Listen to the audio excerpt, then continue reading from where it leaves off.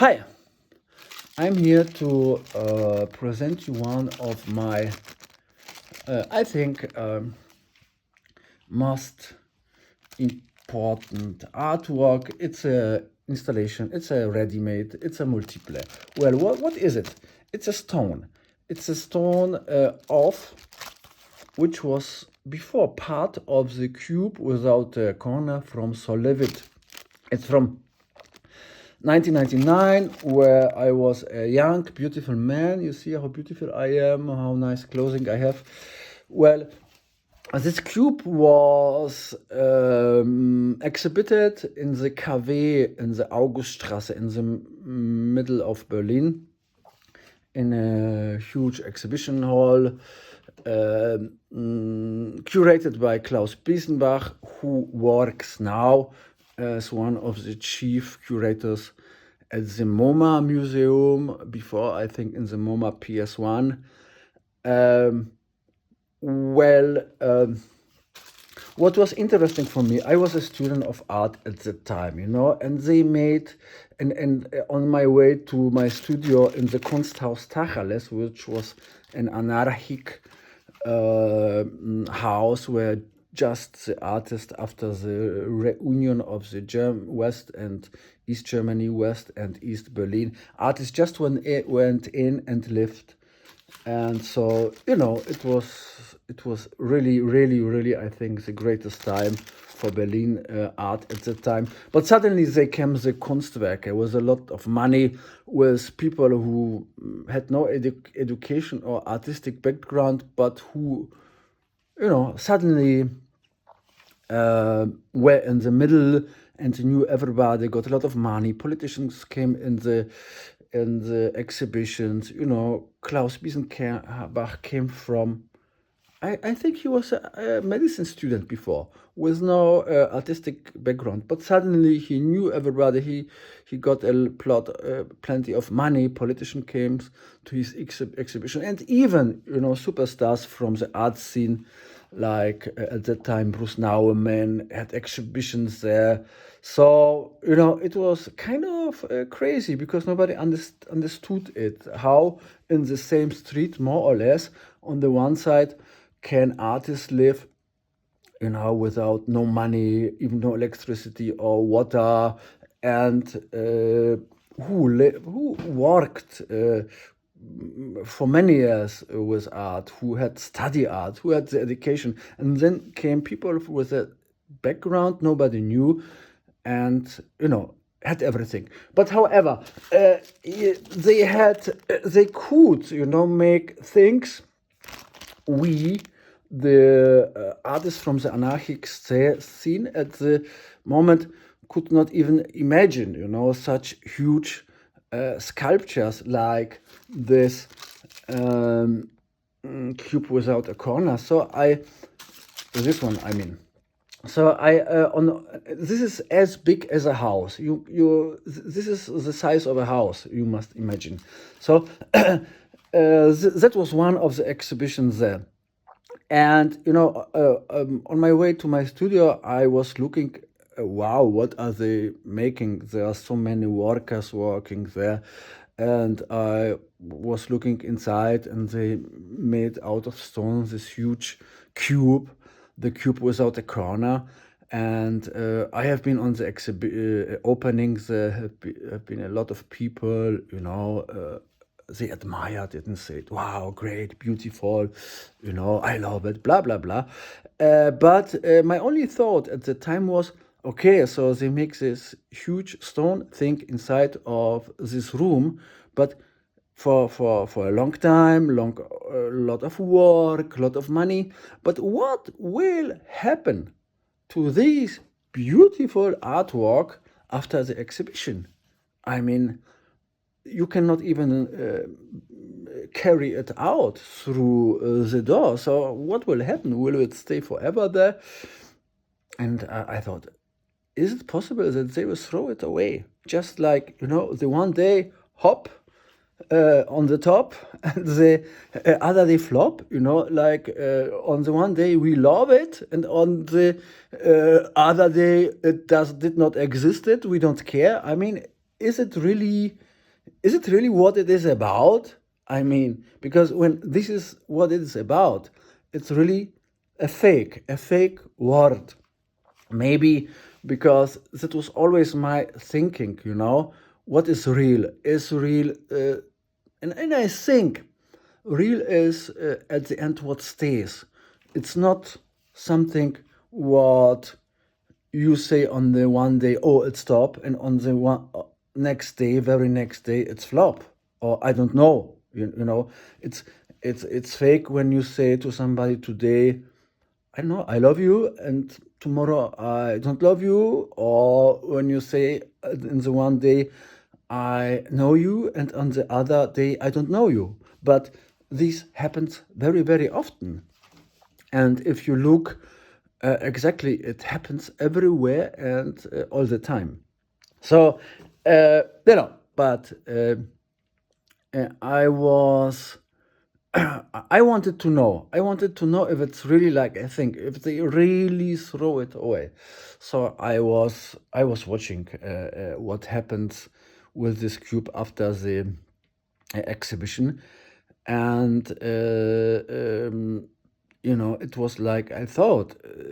After a few days, I saw workers again there, and I thought, and I went in the exhibition hall, and I thought, wow, they destroyed it and they threw it away.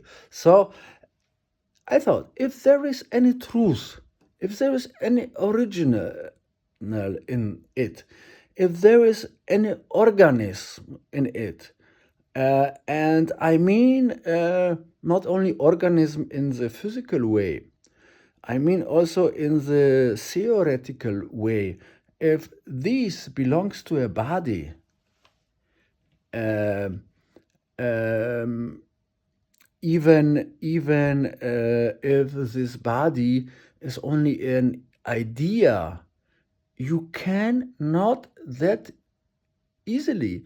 I think you cannot at all cut the connection to this body. So you cannot say one day, oh, it's a very important, great, original, and the very next day throw it away and say, no, no, no, it's rubbish, it's rubbish, because it does not come together, because then it's not part of a body, it's not part of a sense, and it has never been. And you know, uh, I thought, okay, I have to rescue it, not only to rescue it as an artwork, as an original, but also as an idea, you know. So, however, I did it.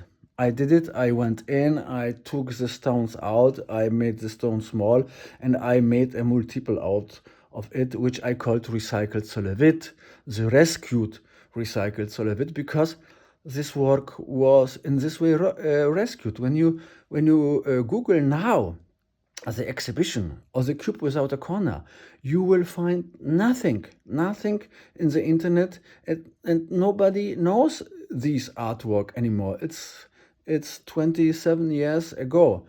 The only thing you will find is the recycled solevit. The only thing people remember after 26 years is the recycled solevit by Sebastian Bieniek, not anymore the cube without a corner by Solevit.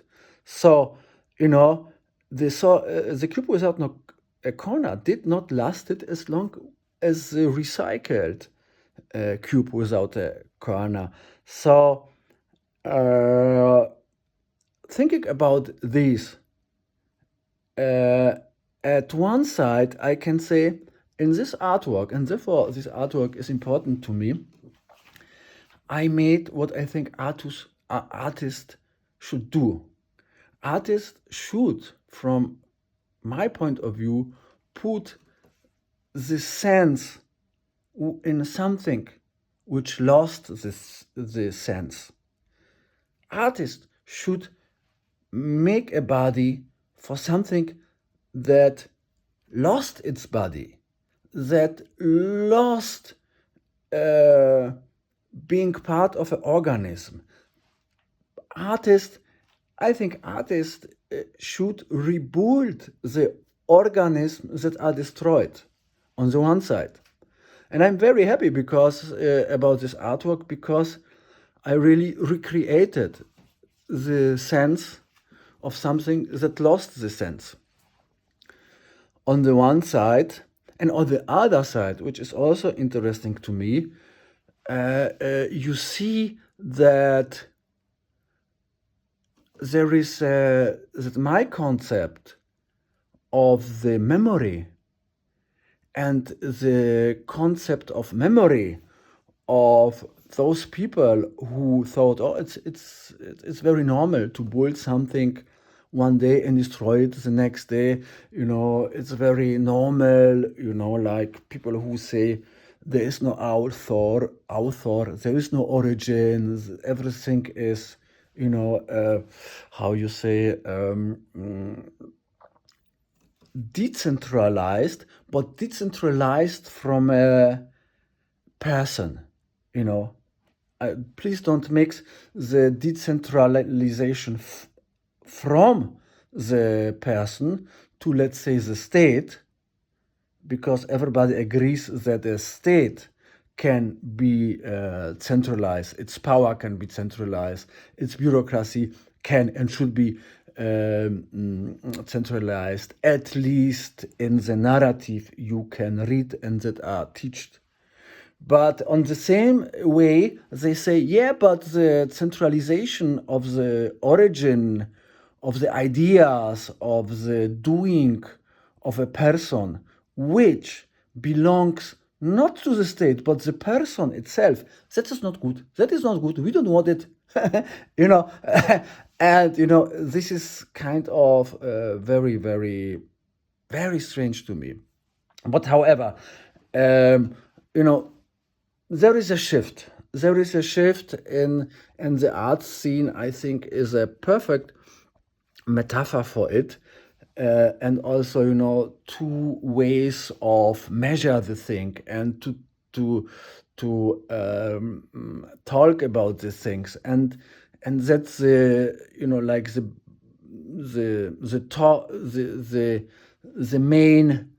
the main thing what it's about, that you in a way steal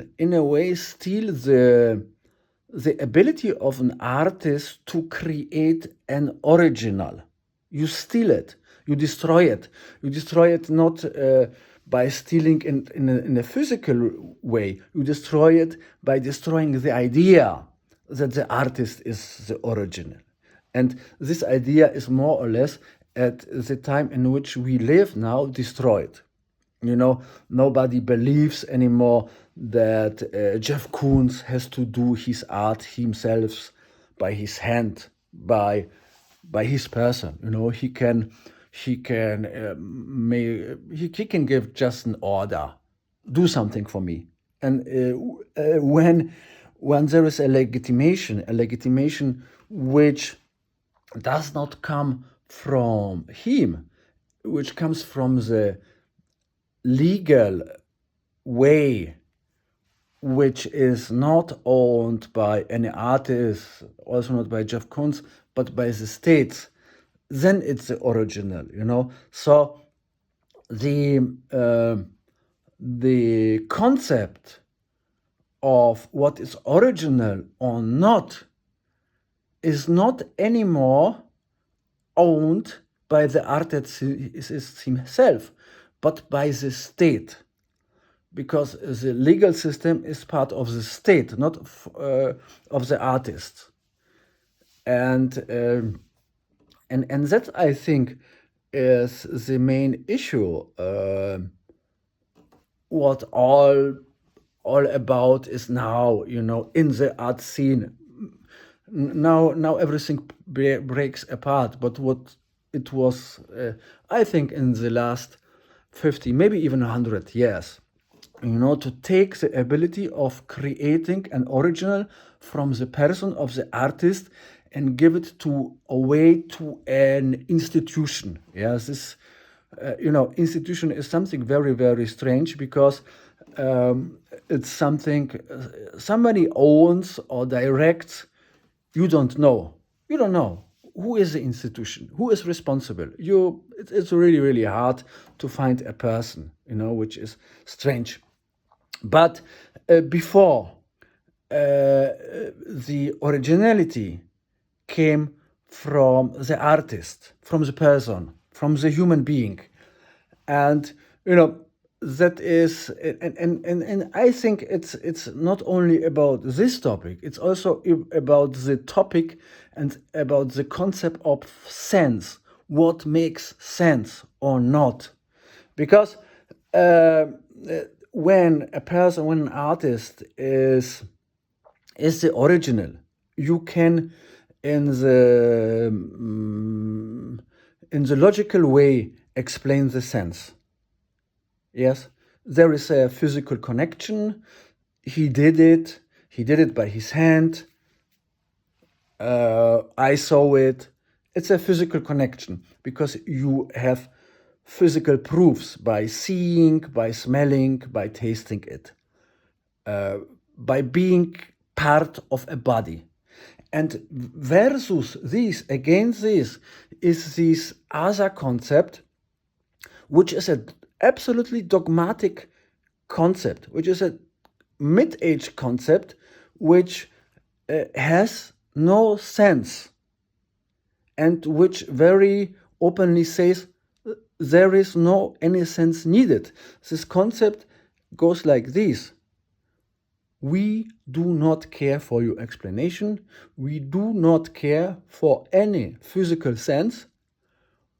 Sense is what we declare as sense, because sense is an asset that we own, not me, we own, and you do not own. They make by creating this taking away of originality from the artist, an asset that one can own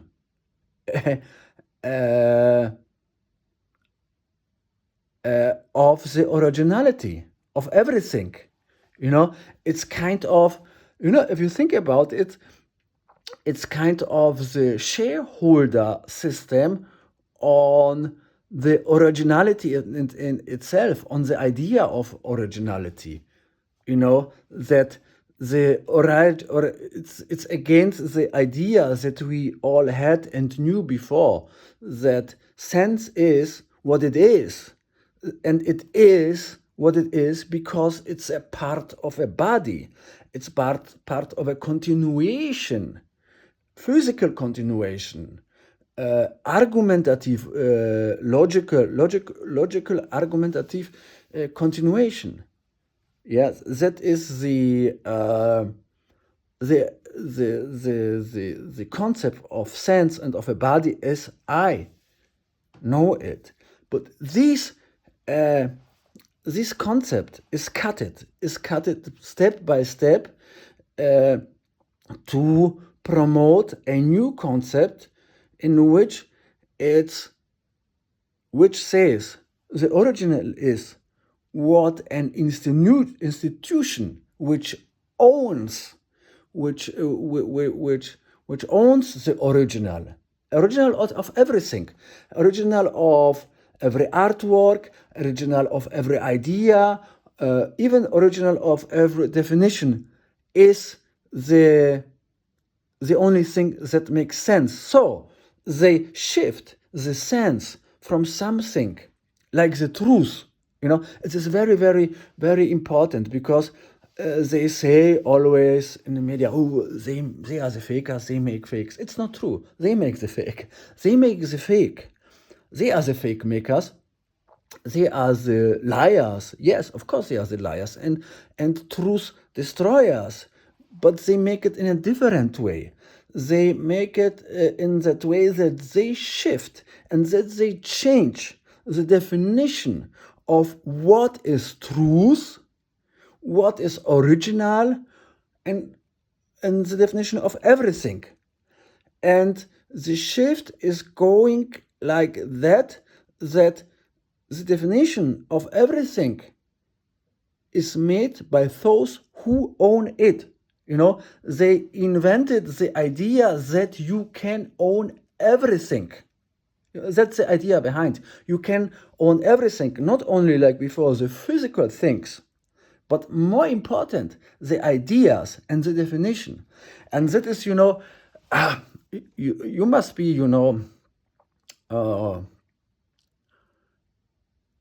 it's not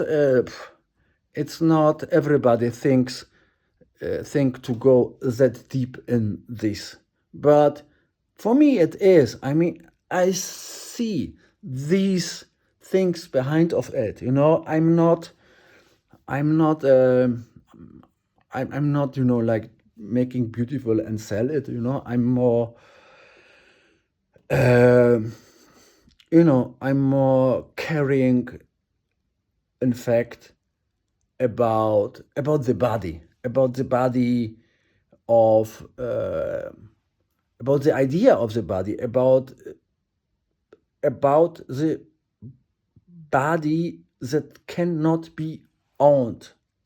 And I very, very strongly deny with the idea that you can own everything. So, this artwork, this artwork is therefore, a perfect example, of what my work is about. You cannot destroy the body. You cannot destroy the idea. You cannot even buy or own the idea or definition of anything, as long as artists like I am still exist. And I exist. And I think I do the best, from my point of view, from my definition, what an artist can do to create a body of something that lost its body, and to create the sense for something that lost its sense. Thank you. Bye.